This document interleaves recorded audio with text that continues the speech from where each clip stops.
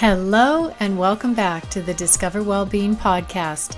I'm your host, Alison Adams, and today I'm diving into the transformational power of meditation. Whether you're a novice or a seasoned practitioner, understanding meditation as a form of medicine can profoundly impact your approach to health and well-being. I want to share a personal story before I dive into the content, and it's to let you know that I'm a certified yoga, meditation, breathwork teacher in various styles, but it's my personal practice, my consistent practice of meditating for close to 18 years now that has completely transformed my life in more ways than one. The beauty of meditation is that we have millennia and science to support the efficacy.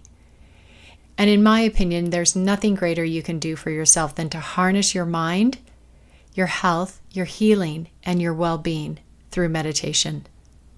Now it's time to look at the historical origins of meditation.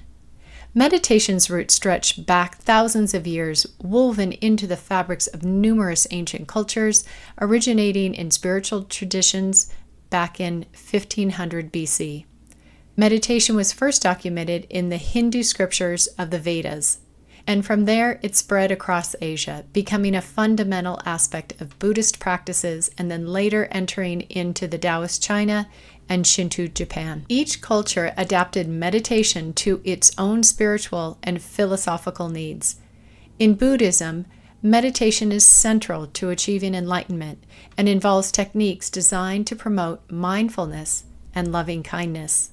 The practice of Transcendental Meditation, popularized in the mid-20th century by Maharishi Mahesh Yogi, derives from ancient Vedic traditions and focuses on mantra repetition to quiet the mind. Kundalini Yoga, another form from the Indian subcontinent, blends meditation with physical exercise and sound to awaken the spiritual energy, to evoke the meditative mind, and to harness the power and healing within. Guided meditation, often used in the West today, has its roots in therapeutic practices and relaxation techniques developed in the 20th century to help people deal with stress, anxiety, and depression.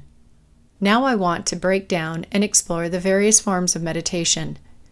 For mindfulness meditation, the practice centers on awareness of your present experiences with a gentle, nurturing lens. By focusing attentively on breath, body sensations, and the flow of thoughts, practitioners learn to observe their realities without judgment. This is key. A regular mindfulness meditation practice can enhance mental clarity and emotional stability and psychological well-being. In Transcendental Meditation, a unique form of silent meditation where individuals silently repeat a specific personal assigned mantra. Now, back in the days, you were given this mantra. However, you can actually choose a mantra for yourself. It could be in English, it could be in Sanskrit, it could be in another language of your choosing. But you're looking at a mantra, much like an affirmation, that you repeat over and over and over. A mantra is nothing more than a mind vehicle, a mind train. Man means mind, and tra means train. So it means that your mind is focusing on a single track.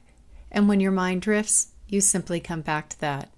But it's working at a neurological level to calm the mind, to focus the mind, and that's the intention of the mantra. This technique is designed to allow the practitioner to practice an inner calm and enter into a profound state of relaxation, restoration, peace, which ultimately promotes personal growth and stress reduction.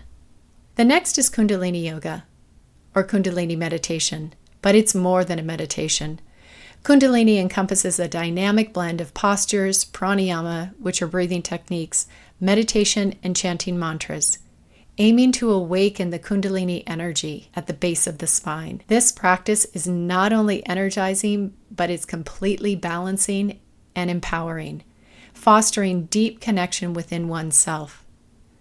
Kundalini is actually seen as a technology, and in the meditations, often called kriyas, we're working with sound. We're working with the mantra and the breath. We're holding a mudra, which has to do with holding your hands and your fingers and your arms in a certain way. And that's how we repattern the brain. To get through those subconscious blocks, those inner barriers and habits and perspectives that keep us from living our most harmonious, aligned self. The next is guided meditation. Through this method, a guide leads you through a vivid, peaceful process that aims to bring tranquility and calmness to mind. Often accompanied by soothing sounds of music, guided meditations can be particularly helpful for beginners to help them focus and engage more deeply in the meditative process. These varied approaches offer unique benefits and cater to different preferences and objectives, making meditation accessible to literally anyone and enriching everyone. Whether you seek to reduce stress, evolve spiritually, or simply enhance your mental clarity and psychological well-being, there's a meditation practice that's suitable for you. And in my opinion, I want you to try them all. I suggest that you try all forms of meditation so you don't get just locked into one, because they all have benefits. Now let's look at the scientific studies on meditation. There's the neurological impact. There are numerous studies that underscore meditation's profound impact on the brain. Research by Harvard in 2011 revealed that mindfulness meditation can physically change the structure of the brain. In only 8 weeks of mindfulness-based stress reduction, known as MBSR, increased cortical thickness of the hippocampus, which governs learning and memory, and in certain areas of the brain that plays roles in emotional regulation and self-referential processing. Other studies have shown meditation's effect on health, such as a 2009 study in the Journal of Circulation that found practicing transcendental meditation reduced the risk of heart disease, stroke, and mortality in coronary heart disease patients by 48%. A comprehensive review in 2014 by Johns Hopkins found that meditation to be as effective as medications in treating depression, anxiety, and pain. Let's look at longevity and well-being. There's additional evidence that comes from a 2016 study published in the Translational Psychiatry, which suggests that people who practice meditation regularly have lengthier telomeres, a key biomarker of aging, indicating potential longevity benefits. Here are some practical tips for integrating meditation into your daily life. If you're not already doing so, the first is to create a constant routine, starting by choosing a specific time each day to meditate. This helps you establish a habit, and our brains thrive on habits. Our brain actually doesn't know the difference between what's real, what's imagined, and what's a good habit or a bad habit. But the way you'll know is that you'll start to feel better. Morning meditations can serve and set up a positive tone for your day, and evening sessions help to unwind and reflect on the day's events. Simply find a time that works best for you and stick to it consistently. I suggest you bookmark your days that you meditate in the morning and the evening. And in the evening, you can do it when you come home from work or before you go to bed. The second is to designate a meditation space. You might not think this is very important, but our brain actually identifies each room with what we do in it. Having a particular activity inside of that room, for example, cooking in your kitchen, sleeping in your bedroom, hygiene in your bathroom, eating in your dining room. And when it comes to setting up your meditation space, your brain will say, we meditate in this room. You can identify a quiet, comfortable spot in your home where you can meditate without interruptions, and this is key. It doesn't have to be a large space. It could be a corner of your bedroom or living room that can work perfectly. The key is to make the space intentional, inviting, peaceful, and perhaps adding cushions, candles, and other elements to enhance tranquility.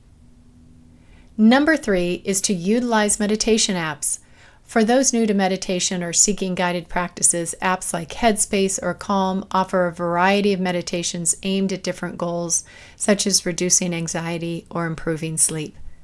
These tools are essential and especially useful for keeping you engaged and providing the structure to your practice. Number 4 is to incorporate short sessions. If you find it challenging to dedicate a lot of time to meditation, start with just a few minutes a day. Even short bursts of meditation can be highly beneficial. It gets you into a rhythm, establishing a ritual without feeling overwhelmed. And that's actually what happens a lot with people and looking at their meditation practice. Many people say that they've tried meditation, that it doesn't work for them, and that might be the case for you. But often what I see is that their body is so riddled with stress from the day, and then they attempt to sit down and to quiet the mind, and the mind does not want to do that. The body can't do that. So it's resisting staying still. That's another reason why to do it in the morning upon waking. When you sit down to meditate, your mind maybe at first will be going a million miles an hour, and you're feeling the resistance of sitting in a space. But eventually, you will be brought into a state of calm and relaxation. This is another reason why I love and recommend Kundalini meditations, because you're using the breath to move the stagnant energy and the built-up stress. And then you begin to consolidate the prana, which is your life force. And when you consolidate the prana, it allows your mind and body to come into a neutral state. You find spaciousness and you feel a deeper connection because the music begins to entrain and transport you. When you use a mudra, which is your hand and your fingers in a particular position, the fingers correlate to different areas of the brain, and when you move them or hold them, new neural pathways and new patterns are being created. The next is to connect meditation to your daily activities. For example, practice mindful breathing while you're doing the dishes, while you're driving, while you're waiting for your coffee to brew, or picking it up at Starbucks. This can help mindfulness become more of an integral part of your life, which is so beautiful and really helpful. So whether you're a long-time meditator who knows the value and positive impact of meditation on a deep level, which, by the way, I want to say thank you for your practice because it serves to support the collective shift of consciousness to evolve humanity and the planet.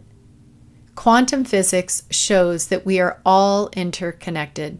Our thoughts, our energy, and the frequencies that we emit of peace, of loving kindness, of compassion, literally broadcast the quantum field. And for those of you dabbling or just getting started in establishing a meditative practice, I hope this podcast has inspired you to meditate daily. Cultivating a personal daily practice is one of the most profound acts you can take to radically transform your mind, your health, and your reality. It's a transformational journey that can significantly shape your future for the better. And on that note, before I close this episode, I want to let you know that as of this fall, 2024, I'm releasing some incredible new offers. The first is called Thrive Weekly. Through this paid subscription, Thrive Weekly, you'll receive 52 weeks of content delivered right into your inbox.